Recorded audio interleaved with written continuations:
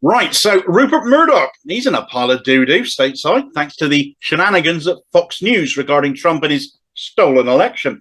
And maybe that'll have some bearing on what could happen here in the UK.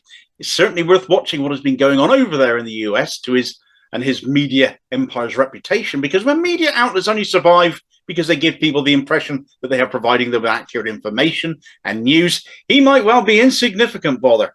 It was not really news, I'm sure, to a good many people here that any media outlet connected to Rupert Murdoch isn't necessarily going to be one we would take very seriously anyway. A lot of people downright hate them, and for good reason. They are all inherently right-wing, as he is, fundamentally though, seeking to shape public opinion and make news as much as they pretend to report it impartially. The Scum, the Times, Sky, Talk TV, Talk Radio, there are numerous media outlets here pushing this man's malign influence as he has managed to functionally dictate what passes for our democracy for the past 40-odd years, all under the umbrella of News UK, the British arm of News Corp. It's had its hiccups. We thought at one point the phone hacking scandal could bring down his empire. Certainly cost him the news of the world. But as much as many of us were appalled by the goings on there, not least of which the hacking of a murdered teenager's phone, for far more people, it was shoulder shrugging and so what attitudes. If it wasn't a story they were interested in, if it didn't directly affect them, as is so often the case with British opinions and in British news and political discourse, they didn't care if it was honest or not. However, when the question becomes not one of an individual story or scandal, but one as fundamental as the concept of the honesty and integrity of the publication or the owner themselves involved being questioned, then it affects every story produced by every outlet they might own or part own, and really ought to make more people sit up, take note, and take interest, because the question then isn't so much, do I care about this particular story, and more about, am I being lied to by this publication? And when it's the man at the top admitting to the truth being subverted, there's not a lot of room for doubt, and it's really not a good look.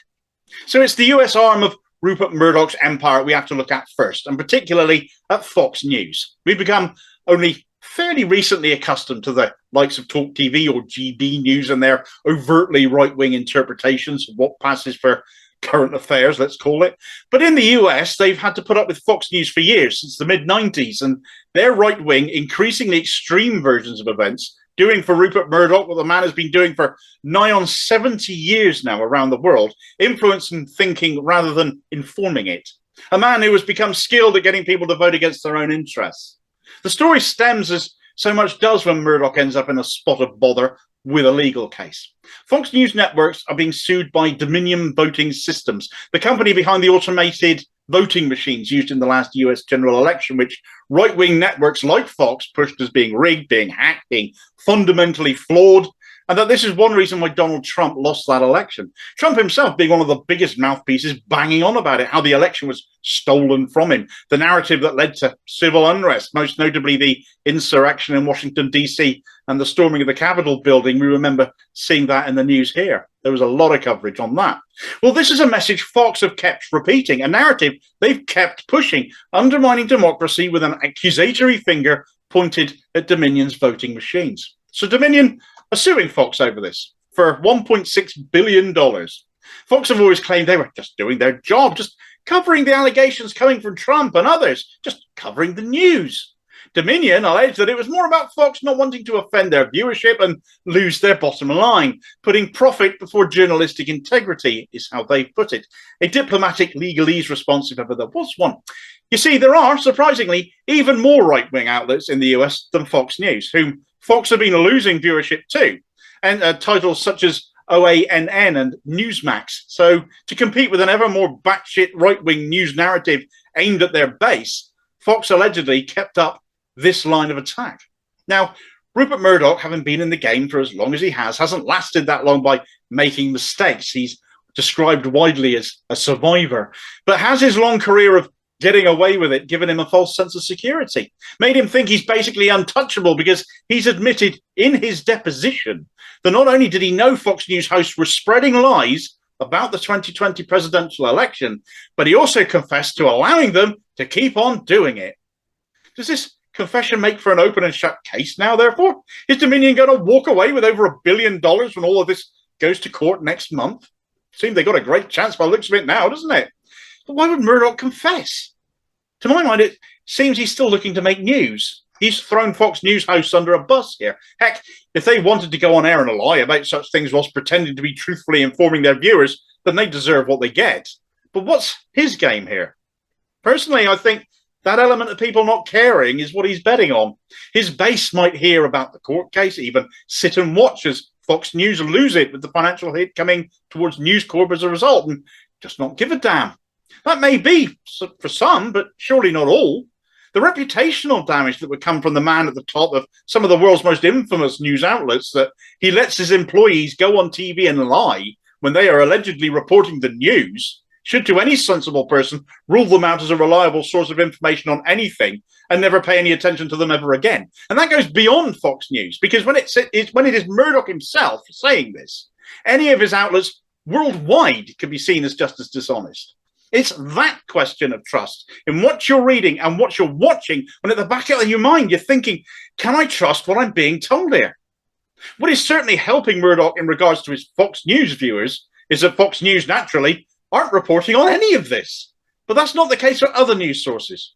Although a lot of people in the US rely on Fox for their news, not everyone does so exclusively. And certainly elsewhere in the world and amongst certain demographics, definitely, access to a wide range of news sources online means some are much better informed than others. Some, such as Donald Trump, certainly must be, because he's raging at Murdoch. Not that I expect creepy Uncle Roops is bothered in the slightest by that.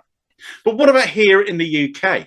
Trust in Murdoch's empire took a dent after the News of the World revelations, deservedly. But his News UK group survived. The Scum persisted, the Times.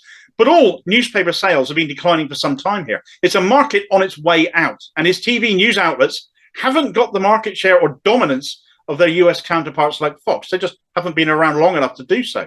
People watching Talk TV particularly, less so Sky, but still the connection is there, may be wondering, if aware of the issues happening stateside that I've been talking about so far, how can I trust what I'm being told here by them? Murdoch has admitted to letting his news hosts lie on Fox. Am I being lied to as well now by the channel I'm watching here in the UK? Or could I be down the line?